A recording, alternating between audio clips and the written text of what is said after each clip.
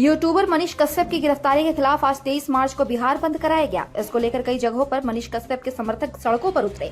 इस दौरान गया, बिहार शरीफ, बड़बीघा रोड पर चक्का जाम किया गया। तमिलनाडु मामले में मनीष कश्यप की गिरफ्तारी के बाद उसके समर्थकों और राष्ट्रीय जन पार्टी ने बिहार बंद का आह्वान किया है। इस बंद को ब्राह्मण भूमिहार एकता मंच ने भी अपना समर्थन दिया है। उधर आरजेजेपी के राष्ट्रीय अध्यक्ष आशुतोष कुमार ने कहा कि आज राज्य भर में चक्का जाम किया जाएगा, लेकिन एम्बुलेंस, स्कूल बस, परीक्षार्थी जैसे अति आवश्यक वाहनों को इससे अलग रखा जाएगा। आशुतोष का कहना है कि बिहार बंद में पूरी तरह संयम से काम लेते हुए इसे शांतिपूर्ण किया गया। बंद करने वालों की मांग है कि यूट्यूबर मनीष कश्यप के मामले की गहरी और निष्पक्ष जांच की जाए।